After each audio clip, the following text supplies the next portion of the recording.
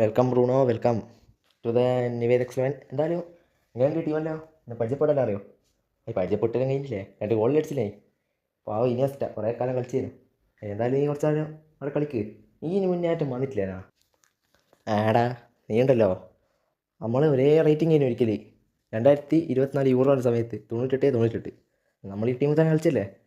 എന്തായാലും ടീമൊന്നും പ്രശ്നമില്ലടാ, കിള്ളും ടീം നല്ല പാസ്സോട്ട് കളിക്കാൻ കഴിയുന്നുണ്ട്. ഓ, ഇയാൾ ആ ഏട്ടൻ്റെ ബാക്ക് തുറക്കാൻ കാണിച്ച മനസ്സ് ഇല്ലെങ്കിൽ ഇപ്പം ഞാൻ ഒന്നും വരൂലായിരുന്നു. അല്ല, ഇയാൾ നല്ല ആളാട്ടാ. അല്ലെങ്കിൽ ഇപ്പോൾ ഞാൻ നിങ്ങളുടെ ടീമിൽ വരൂലായിരുന്നു. ആ റിസ്ക് എടുക്കാൻ കാണിച്ച മനസ്സ്, ഒരു 3000 2500 പൊട്ടിയ ശേഷം തന്നെ 7500 കൂടി പൊട്ടിച്ചത്. ഓ, സമ്മതിച്ച് ഇയാളെ. ആ, നീ പറഞ്ഞാലും എന്താ പറയുക, എന്നെ പിടിച്ച് മാറ്റാനെല്ലാം ചാൻസ് ഉണ്ട്. ഇപ്പം ക്യാമിൽ നന്നായി കളിക്കുന്നുണ്ട്. പക്ഷെ ഇപ്പോൾ അതാ ഫോം കിട്ടായി വിചാരിച്ചോ, ചിലപ്പോൾ പിന്നെ പിടിച്ച് സെൻറ്റർ വേണ്ടിയിട്ടും ഡിഫൻസീവ് മിഡ്ഫീൽഡറായിട്ടും എങ്ങനെയും കളിക്കും. ഇപ്പോൾ നമ്മൾ റീസൺ നോക്ക്, അയാൾ 1000 ഷാട്ടിന് എടുത്തിയാ ആദ്യം തന്നെ ഒന്നും കളിക്കുന്നില്ല എന്ന് തിരിഞ്ഞ്. പിന്നെ നമ്മളെ ഡിഫൻസ് ചെയ്യാൻ പൊട്ടുന്നുണ്ട്. നമ്മുടെ ഡിഫൻസിൽ ഒരു സ്പീഡില്ല. ലൂസിയെ കുറച്ചുണ്ട്, മറ്റേ വർസ്കലിക്ക് സ്പീഡൊന്നുമില്ല വലിയ.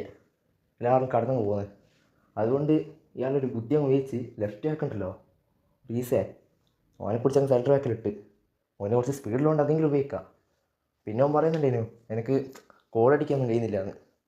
നേരെ ഇയാളെന്ന് പറഞ്ഞു, ഈ ഗോളൊന്നും അടിക്കണ്ട, ജസ്റ്റ് ആടെ ഡിഫൻസ് ചെയ്യുന്ന മതി. അങ്ങനെയൊക്കെ ഉണ്ട്. പക്ഷേ ഇയാൾക്ക് എൻ്റെ കാർഡങ്ങ് ഇഷ്ടപ്പെട്ടാൽ പിന്നെ ഒരിക്കലും ടീമൊന്നും ഒരിക്കലും വിളിച്ചെടുക്കില്ല. ട്രേഡബിളാണെങ്കിൽ മാത്രം. പിന്നെ റൊണാൾഡോയുടെ കാർഡ് എനിക്ക് ഓർമ്മയില്ലേ, നമ്മൾ പാസ് കളിച്ചേ, എന്നിട്ട് അയാളുടെ കാർഡ് മെല്ലെ ഞങ്ങൾ വിറ്റല്ലേ.